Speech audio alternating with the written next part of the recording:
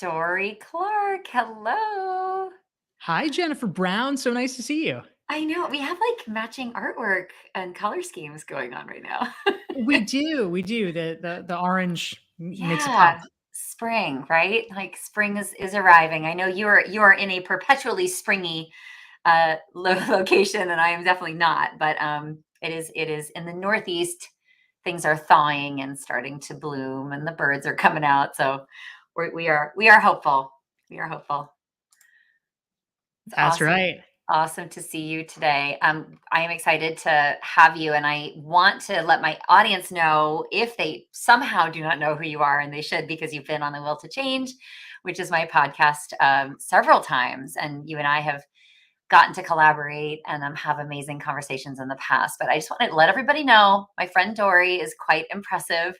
Top 50 business thinker in the world with the Thinkers 50 group, recognized as a leading communication coach, part of Marshall Goldsmith's group, obviously on that. And you teach at Columbia Business School, and there are many books. Just like for me, I think we have the same number at this point, which is for everybody. The Long Game, 4 books. Entrepreneurial You, right? Reinventing You and Stand Out. I love it. And, I thought this was such a timely conversation, and you and your expertise, given the upheaval for my audience that's listening to me. I told Dory, I said, I'm gonna wear the hat of those of us in tremendous change, which I'm not sure I think that's everybody, but particularly with the world I'm in, everybody, for those of you in Dory's audience who don't know me, I'm in the DEI world for 20 years. So I've been an advocate. I'm an LGBTQ plus community member. And I've been a tireless, I think, voice for change, and running a company in that space. And so, as you all know, if you're following the news, this is a tough time to do what I do in particular. And a lot of the professionals who are so talented and courageous in our world are getting very challenged professionally with their brand, with their messaging. And we're kind of wondering, where does this end? Does it get worse? How do we pivot, and how do we continue to be of service? So let's And solve all the problems you today, know, Jennifer. Let's Dory, fix DEI. right? Which doesn't need to be fixed. Anyway. Its branding definitely needs to be fixed. Well, yes, yes. And like who is controlling that branding these days is people we haven't expected, I think.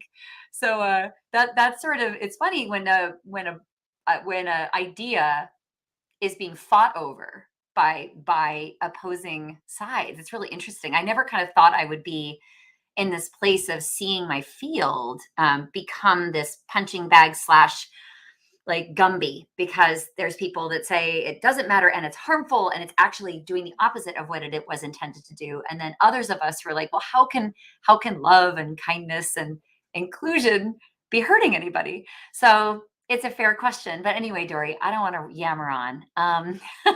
Tell me, you're such an expert on reinventions, on branding, on ideas, on the long game. And I wonder what your thoughts are right now, given that all of that is so top of mind for me and so many others. Yeah, I feel like for me, one of the things that to me is always a sign of trouble in a field, in an industry, in a company, is when the rebrands have been like coming too fast and often. And Ah, we think about HR, which is an incredibly valuable, important field. And everybody who is in HR, I mean, God bless you. You are doing really important, necessary things. And yet HR perennially has not really gotten the respect it deserves. true. And so we say, oh, okay, it was the personnel department. Oh no, wait, it's human capital. Oh no, wait, it's human resources. Oh, actually, it's talent development. Human Actually, it's capital, yes. organizational development. I mean, Oh, it's like the whole thing. And it's like, okay, but maybe if we call it this, people will finally listen. And so now we get, it was like, okay, it was the diversity people, and then it's mhm, okay, diversity and inclusion. So it was D and I, and then yes. suddenly somehow it becomes DEI with equity. Now we see DEIB with belonging, and at a Right. certain point, it turns into LGBTQ plus, and it's like too many acronyms, too much rebranding. And so that there's rebranding smoke, and so there is fire. Oh, That is the sign that, like, oh, there is a fundamental challenge happening in terms of the way that these important things are being communicated to others. Something is not coming across right. that's right. And it's also working superficially and not on the action. It's the symptoms and not the disease, right? Yeah. So, but I love that you said it's a warning sign to see something be rebranded constantly. To me, it's a failure. There's a failure in this. And I mean, I think, finance has always been finance. Like, we know what a CFO is, and love it or hate it, we know yeah, why it's there.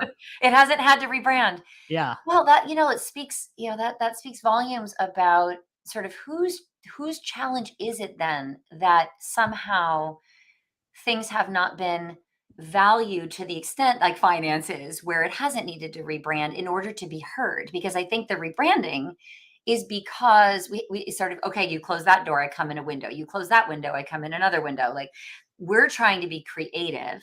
And yet I know we're working sort of with the superficial, right? The renaming of something is not addressing the fundamental problem.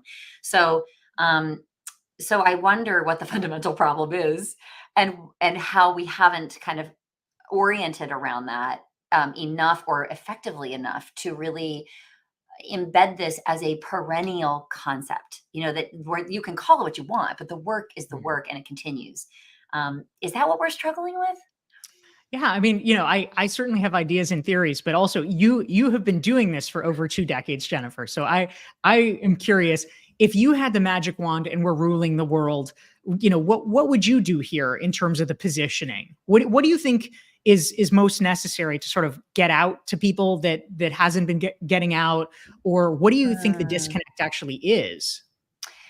Yeah, boy, that's what I've been sitting with. I mean, the wording is confusing people. I kind of know what has not worked.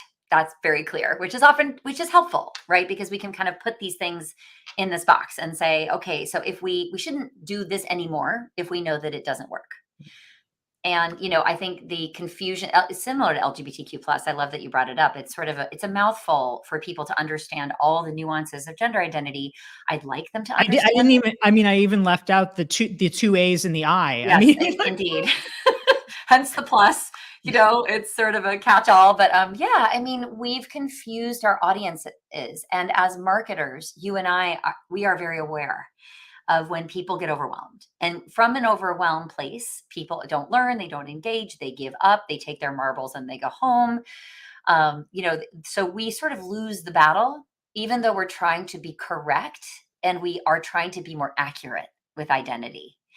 And so these are all really good faith efforts, and I never want to say the intention isn't good, and the effort is amazing, right? But what matters is what's received. And so at the end of the day, you can be right, but you can lose. And like we were right about so many things in 2020 and 2021, racism, homophobia, sexism, these movements had so much truth in them, and yet somehow, whether it was lost in translation or we went forward and left certain people behind, kind of scratching their heads, whether we didn't include in a creative way those who have always felt since the beginning of this work that I'm not who they're talking about. I'm either not the problem, or I don't know anything about diversity or whatever.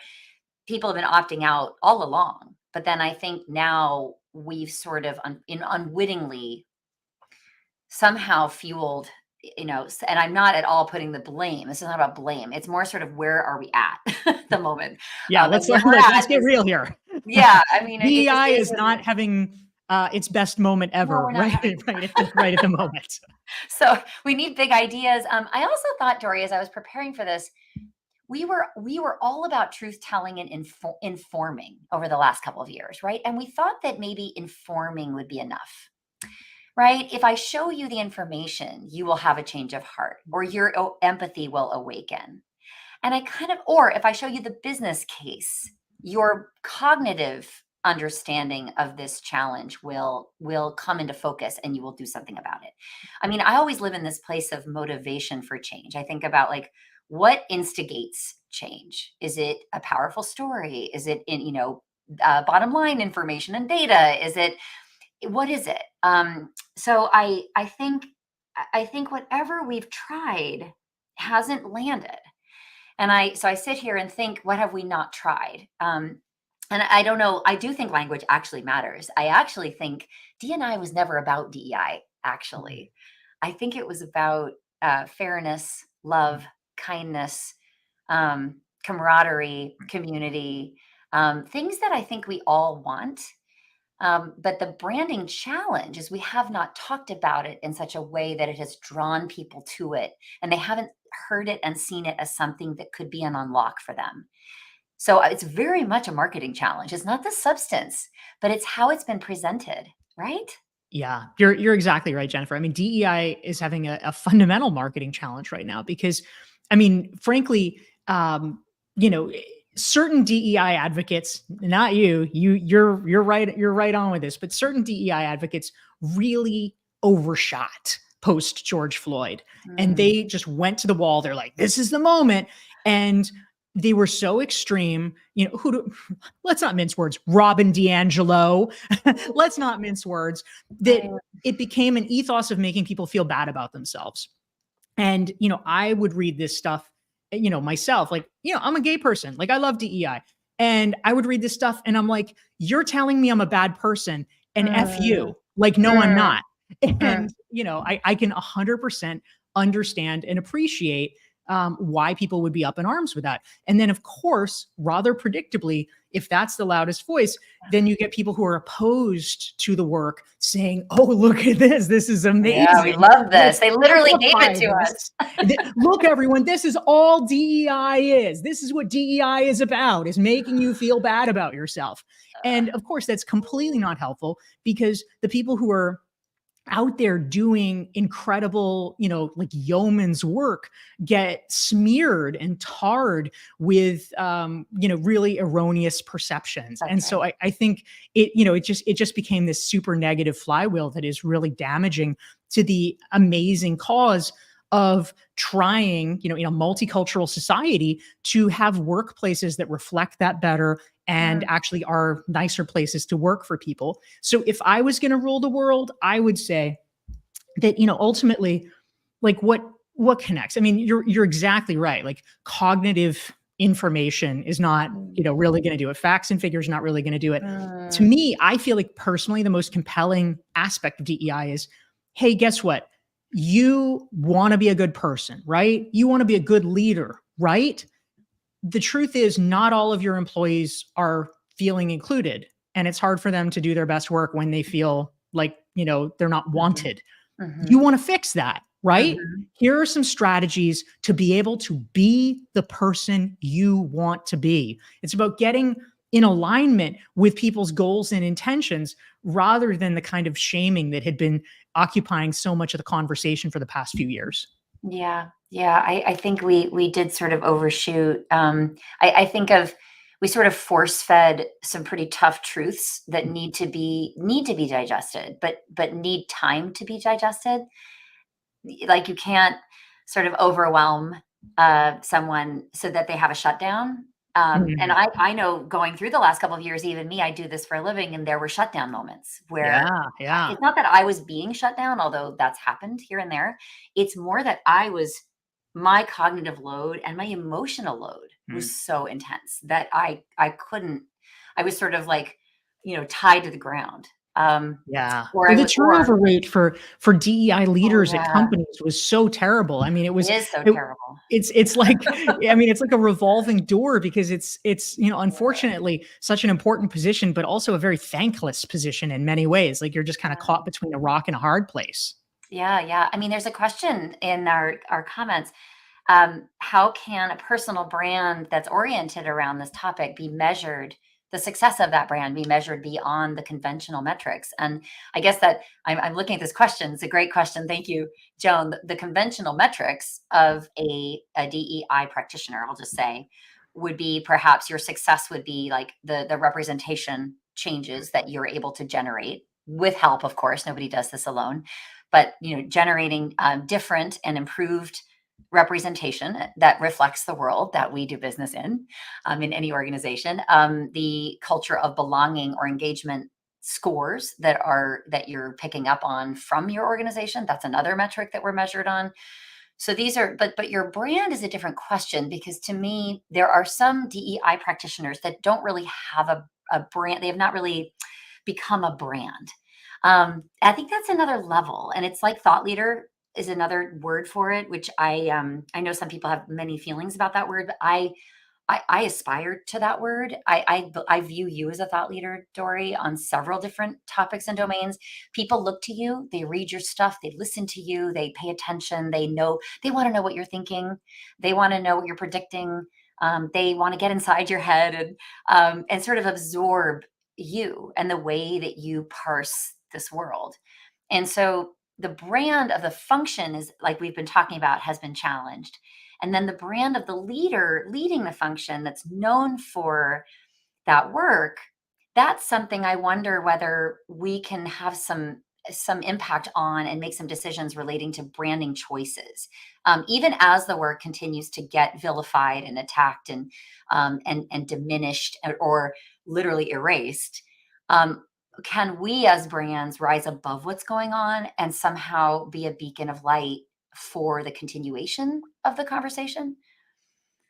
I think that's a really excellent point, Jennifer. And I think, leaving aside people who literally are DEI practitioners, I Mm, think that one of the most important things that all of us can do, anybody who embodies some kind of difference, whether you're female or gay, or you're a racial minority, or you have mental health challenges, or something, like that, whatever it is that you feel is a point of difference that sometimes you maybe haven't always felt so comfortable talking about, or it's something that other people might overlook, but it's something that actually is really important to who you are and what shaped mm, who you are.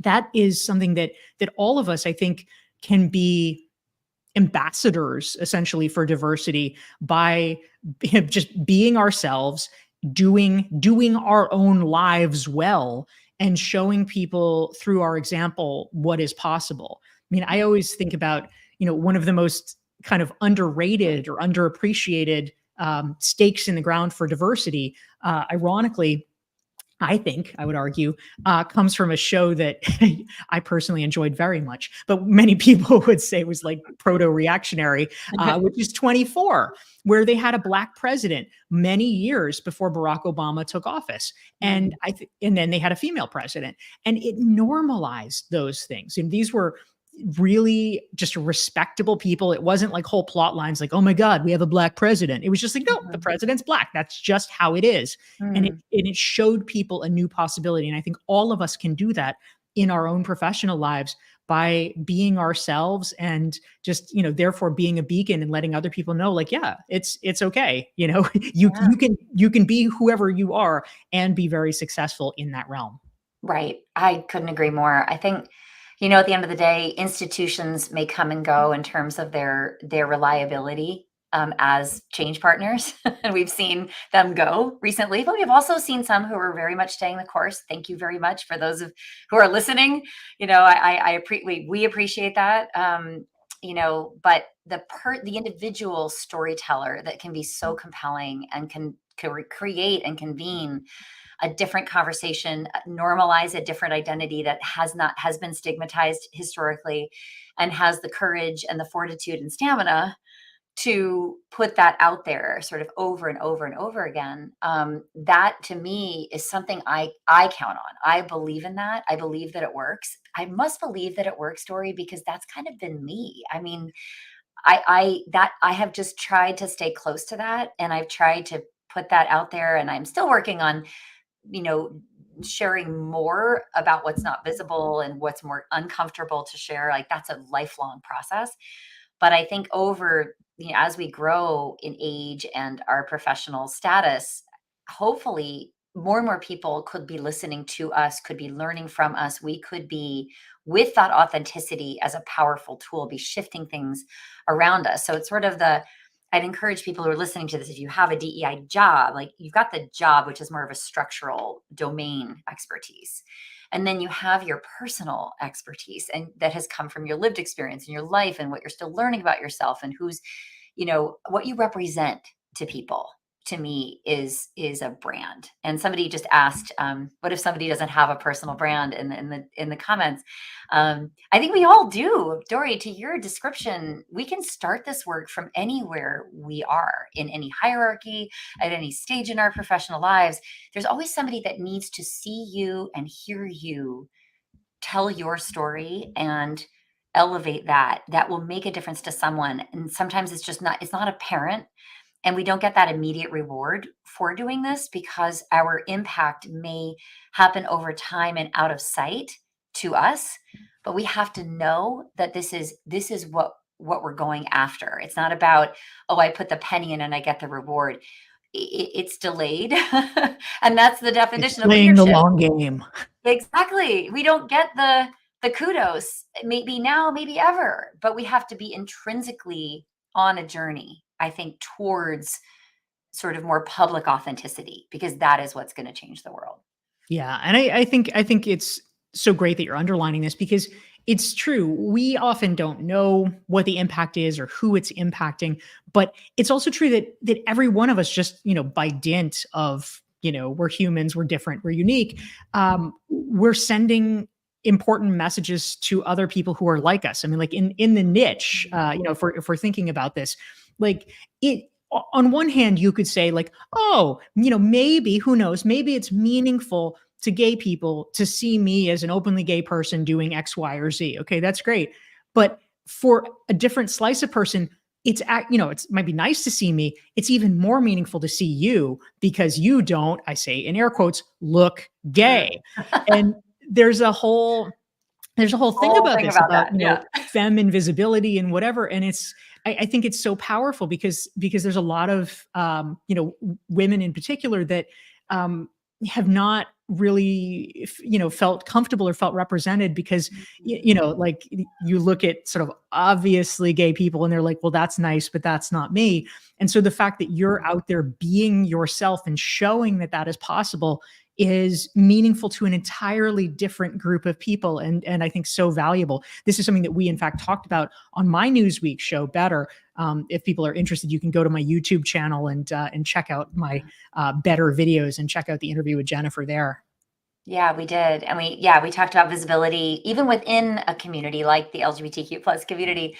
Dory, you and I are two sides of a coin. There's many coins, there's many sides, but we're sort of two sides in terms of the assumptions people might make about how we identify. And in each of our ways, we are challenging the norm, like each of our ways. And I'm just curious, how your brand has been impacted by being more authentically you and bringing more of all of who you are to that. I wonder, has it changed? Is there anything you might do differently, or learnings or wisdom that you picked up on as you've incorporated this? Because I think the work ahead for everybody listening who's really struggling in the roles that I know so well, to be validated, to be heard, to have that brand platform, which we all need. The journey you're probably sitting with is, I've never been that public of a person. I'm not as comfortable storytelling on a personal level as part of what I do professionally. You are probably, or you're becoming that and you're inching towards it, but you're like, maybe I want to write a book. Maybe I want to be a speaker. What would I speak about? Would I speak about my expertise and what I do for organizations, or would I make it much more personal? And if it were personal, what would I add? Like, and how would it feel to show up in that way? Knowing it's important, but being really scared of it, honestly. And I think that's where a lot of people are stuck. So I wondered what your journey was like getting there, and if it's still evolving for you too. Yeah, thank you, Jennifer. And I think I love the point that you raised, which is that a lot of time the public conversation around personal branding, it sort of swirls around questions of narcissism, like, oh, is it narcissistic to have a personal brand? Is it narcissistic to think about your personal brand? Like, everyone sort of conflates it with somebody who's just like constantly snapping selfies or whatever. But I think that if you actually have a DEI overlay on it, it becomes sort of more useful in some ways, because you understand, like, I mean, yes, you want, in terms of your own career or whatever, it's highly useful for you to be perceived by others the way you would like to be perceived by them. That obviously is helpful, but it's also just helpful for other people. Like we're kind of doing this for other people that, Right. if it's weird at your company to be the first Black person doing it or the first gay person doing it or the first whatever, like, okay, you might take the kind of emotional heat for that, but you're taking it off the next person because it's a lot less weird to be the second, the third, the seventh Black person. Then it's like, okay, well, who cares? I guess that's a thing. That's normal. And they don't have to, you're taking it on so they don't have to, which is really a gift of paying it forward to other people. So I think that to me, that's often, like it's the generous lens of personal branding that often doesn't get appreciated. But I will just say in response to your question that it's interesting. A lot of times people, before they get into it or whatever, they might assume that there is a penalty for, sort of being yourself. And, I want to, of course, have the asterisk and draw the distinction that a lot of times people draw a sort of false straw man about, oh, being yourself is like, I don't feel like going to work. Is that being myself? It's like, no, False. dumbass. That's not what we're talking about. No. That's not the point. We're talking about, like your actual identity, like who you are. When you do that, a lot of times people think that there is, some kind of a penalty, but actually in most cases, you actually gain a lot of strength. First of all, you gain strength because there's interesting research by Sylvia Ann Hewlett about the fact that out gay people actually do better professionally than closeted ones, largely because they have less psychological stress that they're dealing with. But secondarily, you actually get a lot of credit in the marketplace for confidence and authenticity, which becomes a kind of halo effect that a lot of people just sort of imbue you with that as a general characteristic, which redounds in a positive way to your personal brand. And this is true about, whatever aspect of your identity we're talking about. So I think that there's actually sort of surprising benefits that can arise from, really just saying, all right, I'm really not going to worry about, about the people in the bleachers here. I'm just going to go for it. Yeah, I'm just going to go for it. I want to go back to the first point you made that we do this for the next generation. And, that does take that piece of that egoic piece that we associate with branding out of it. And it's really of service. And if you have the wherewithal, and I might call it some of us have privileges that I think speed us towards being able to be the first, right? Like we pay less of a penalty. And that can be skin color, that can be abilities, that can be gender identity, that can be socioeconomic background, like whatever it is. To whom much more is given, more is expected. To quote someone in my family, a dear person, my mom, and I thought that was her sort of, our church wisdom when I was growing up. But I think of my work so much now as paying it back forward, all of the above that I can do. And because I can do, I need to do. And I might have stores and resources that are deep, emotional, psychological, and real protections in the world because of how I walk through the world and the body that I walk through the world in, and certain dangers too. I mean, it doesn't mean that my life is completely safe. But to know that you're resilient enough that you can be the first, I think that's something to really ponder. And yes, when you get to that point, then, and you begin to realize who you're doing it for, that people read that, Dory. You can pick up on intent. Like your audience will know if you are being of service, and that is the reason why, because you're dedicated to saving the heartache of the next generation. And that is everything about why you do what you do. And thinking back to your younger self and saying, I struggled for decades with something that shouldn't be a struggle at all. That's the sort of generational trauma that I think we're trying to heal around our differences, and shortening that cycle, really condensing it, and maybe even eradicating it someday. I mean, I think we could, if we listen to the young generation, I think we could actually be there, because they come into organizations, going through school, feeling very authentic about it, perhaps too much so, to your point earlier. That's a lot of sharing, a lot of transparency. But and then it gets squelched when that beautiful human comes into the workplace and they're young, and yes, it's not all perfect, but like there's such a truth to it that it breaks my heart to think that we've not caught up to the ways humans have changed and want to be seen and heard, and our organizations are so calcified and so unwilling to change, and leaders are so unaware of their own journey.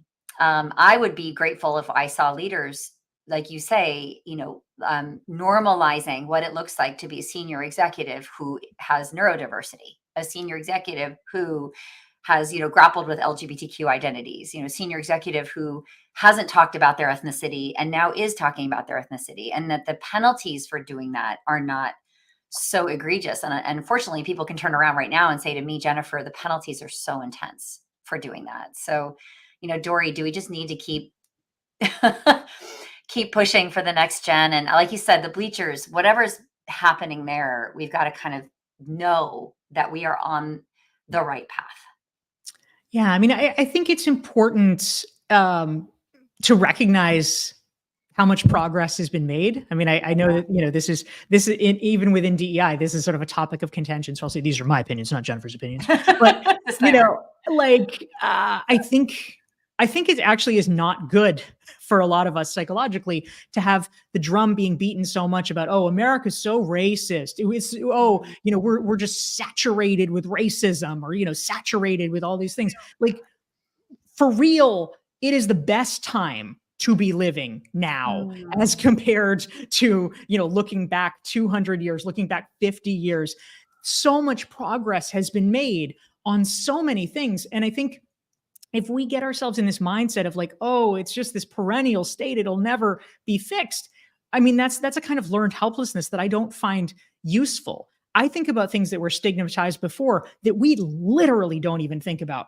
My uncle was left-handed, and they drilled that out of him in school. They're like, you can't be left-handed. This was like this horrible thing to be left-handed. Nobody cares anymore. Nobody gives a crap if you're left-handed. It's a non-issue. Similarly, in Boston, I spent many of my formative years in Boston, and old people still remember there literally were signs that said no Irish need apply. That's a legitimate thing, that there were anti-Irish signs saying, no, don't even come here. We won't give you a job. First of all, that's now illegal. But second of all, it literally wouldn't even occur to people. Like, if you took like a 12-year-old today and you're like, hey, so guess what? Like, here's a world map of places like in Boston, like, in the old days, where are these people from, where they said, oh, no, you can't work here. I guarantee you, never in a million years would they guess that Boston discriminated against the Irish. I mean,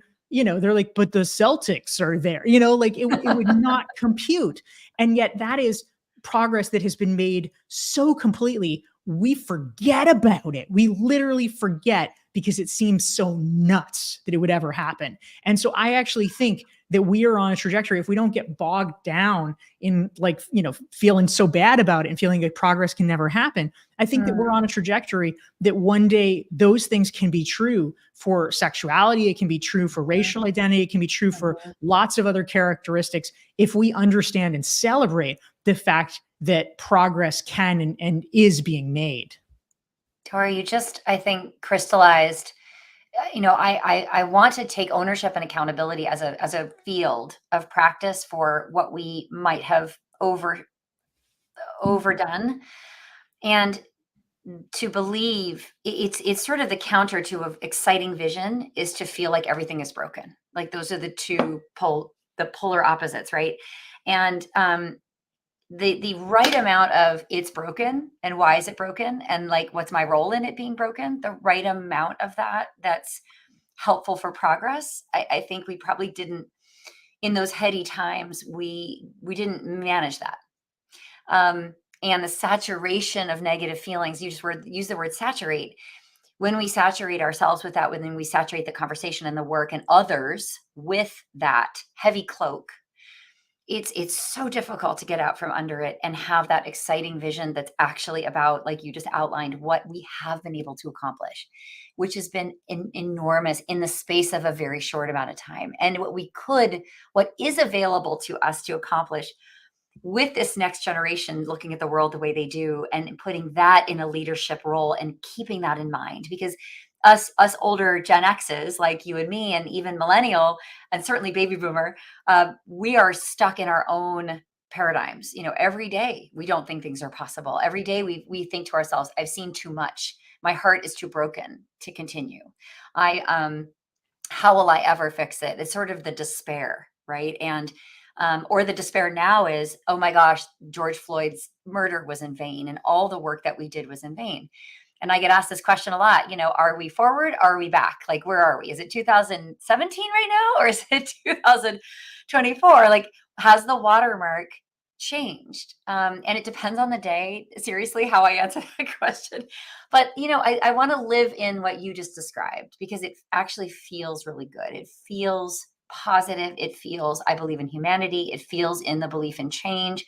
It feels like our work was not for naught. And I think that's what's so tremendously dispiriting at the moment, is to live in this place of, we can't, we didn't, we aren't, it's sort of futile and fruitless. And like, how we can create and get that new idea from that place. Like, I know my brain doesn't work that way. I have to be hopeful. I have to be able to zoom out and look at the historical context. And like you just described, I was a Boston resident too. We didn't know each other back then, but I lived in the Irish neighborhood, actually, and I recall. Aren't they all the Irish neighborhood, All Jennifer? the Irish. Well, there were other Where did you live? I was in the North End. Well, that's Actually, kind of the that's Italian neighborhood. But the yeah. Italian, and then Dorchester and Jamaica Plain.